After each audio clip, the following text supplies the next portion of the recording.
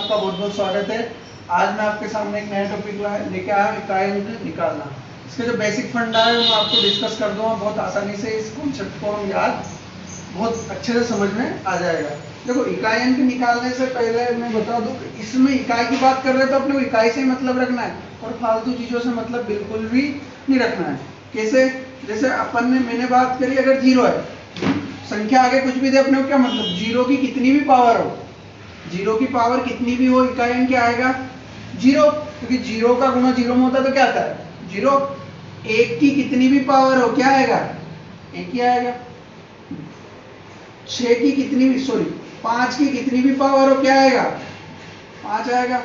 छह की कितनी भी पावर हो, क्या आएगा? छह आएगा।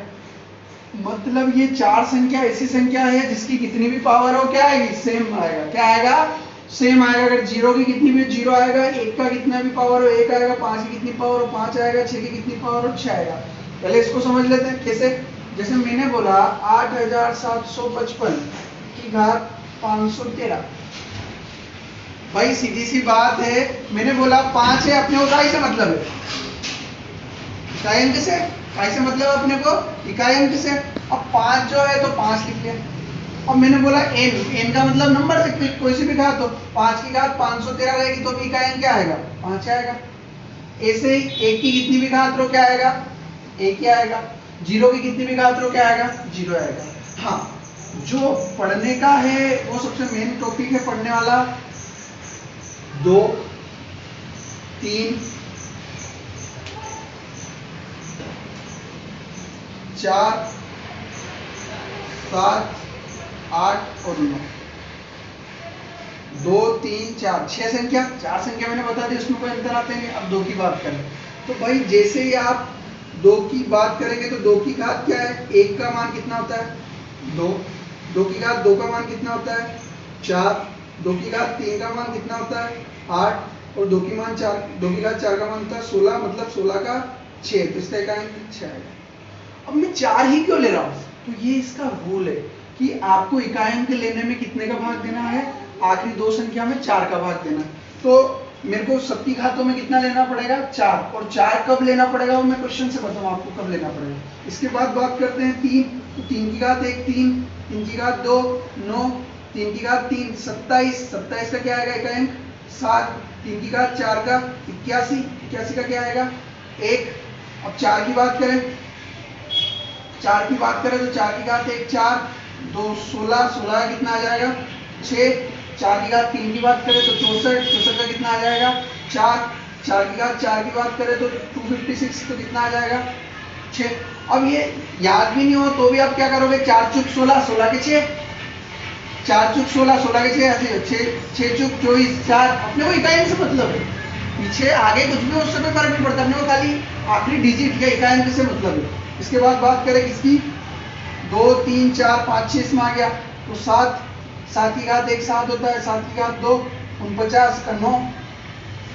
7 की घात 3 तो 9 7 63, 63 का 3। 7 की घात 4 तो 7 3 21, 21 का 1। अपने को कैसे मतलब है? इकाई अंक से मतलब है। 8 की बात करें, 8 एकम 8, 8 की घात 2, 8 उठी 64 का 4। 8 की घात 3, 8 चौक 32 का 2। 8 की घात 4, 8 दूनी 16 के 6। अपने को मतलब कैसे है? इकाई अंक से। उसके बाद बात करें किसकी? 9। 9 की घात 1, 9। 9 की घात 2, 81। 81 का 9 81 का 1। 9 की घात 3, 9 एकम 9, फिर वो 9 की घात 1, तो इसमें तो 9 1 9 1 आएगा। ये चार वाले जो है ये कैसे हैं, क्यों बताए, इनका मैं आपको क्वेश्चन से सोल्व करके हैं। जिससे मैंने एक क्वेश्चन लिया 512 की घात 213। अब आपका मतलब किससे? हमको आखिरी संख्या से। आखिरी संख्या क्या है आपकी? 2। अब इसमें भाग देना है चार का, तो चार का नियम जो होता है हम विभाजिता के नियम में पढ़ेंगे। चार के नियम का ये होता है कि आखिरी दो संख्या, तो इसमें आखिरी दो संख्या क्या है? 13। तो 13 में चार का भाग दिया तो 4 3 12। कितना शेष बचा? 1। भाग देने के बाद जो शेष बचता है उससे काम है अपने को। अगर पूरा पूरा भाग जाता है तो घात लेनी है 4, और अगर जितना शेष बचता है उतनी क्या लेनी है? घात। तो यहाँ शेष कितना बचा? 1। तो 2 की घात 1 कितना हो जाएगा? 2। तो ये क्या हो गया? हमारा आंसर हो गया। अभी अगला क्वेश्चन करते हैं। अगला क्वेश्चन करते हैं तो अगला क्वेश्चन जैसे फॉर एग्जांपल मैंने लिया 547 की घात 13 लेंगे, मान लो 811 लेंगे। हाँ, तो हमको आखिरी संख्या किससे मतलब है? 7 से। यहाँ पे आखिरी दो संख्या क्या है? 11, तो मैंने 11 में 4 का भाग दिया, 4 दूनी 8, कितना शेष बचा? 3। अब 7 की घात 3 कितना होता है? 7 की घात 3 का आखिरी 3 वैसे होता है 343, तो आखिरी क्या अंक है? 3, तो 3 क्या हो जाएगा आंसर? मतलब अपने को खाली आखिरी दो संख्या में भाग देना है और इसकी इकाई अंक से मतलब, क्योंकि क्या निकाल रहे थे? इकाई अंक निकालना। अगला क्वेश्चन करते हैं। अगला क्वेश्चन जैसे मैंने क्वेश्चन लिखा 3 की घात 512, 3 की घात 512, आखिरी दो क्या है? 12, 12 में मैंने 4 का भाग दिया, 4 3 12, पूरा पूरा चला गया। आखिरी संख्या में मैंने भाग दिया तो पूरा पूरा चला गया। पूरा पूरा चला गया तो जीरो नहीं लेना है अपने को, कितना लेना है? 4, क्योंकि किसी भी संख्या की घात अगर जीरो हो तो उसका मान क्या होता है? 1 होता है। किसी भी संख्या की घात जीरो का मान क्या होता है? 1 होता है, तो इसका मतलब हम जीरो नहीं लेंगे, क्या लेंगे? 4। तो 3 की घात 4 कितना होता है? 81, 81, और 81 का आखिरी अंक क्या होगा? 1।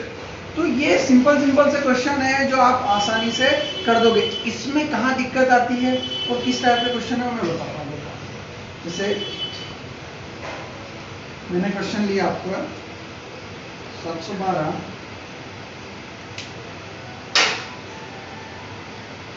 की घात 8, 504 की घात 14, 514 और 606 की घात 800।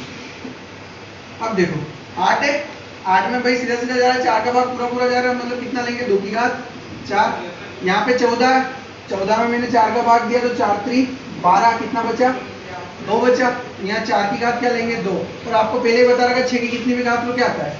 6 आता है। तो 2 की घात 4 कितना होता है? 16, तो 16 का 6, 4 की घात 2 कितना होता है?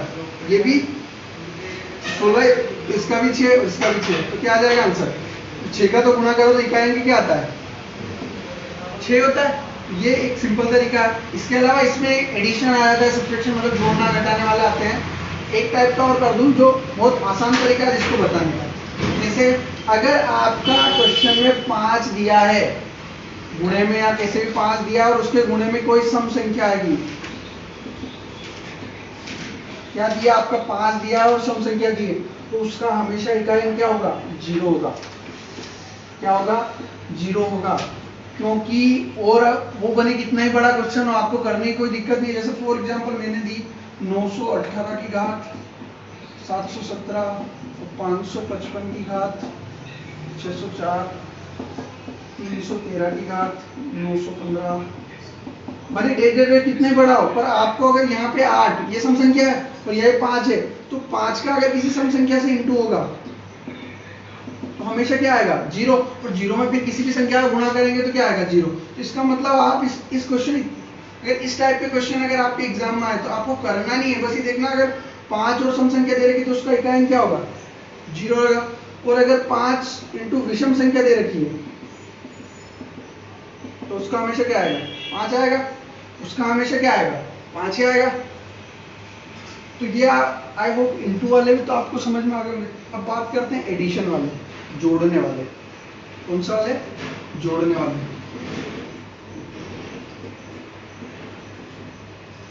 जोड़ने वाले कैसे?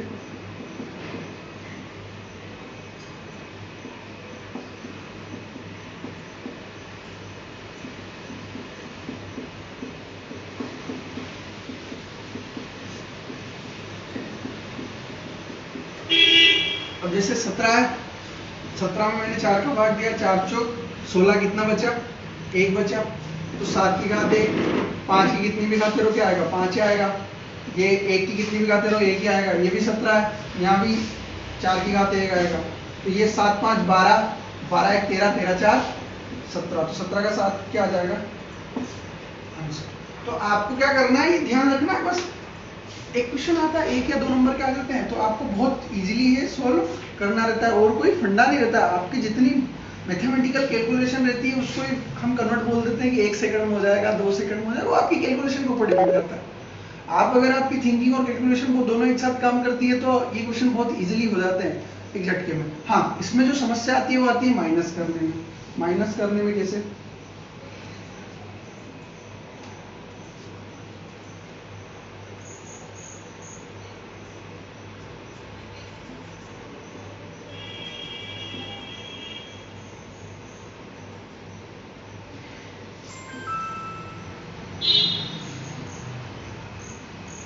जैसे ये क्वेश्चन दिया आपने 9 की घात 1014 माइनस, तो अब देखो इसका आखिरी दो 14, इसका 15 है, मैंने 14 में भाग दिया, 4 का 4 3 12, कितना बचा शेष आपका? 2 बचा। 15 में भाग दिया मैंने, 4 3 12, कितना शेष बचा?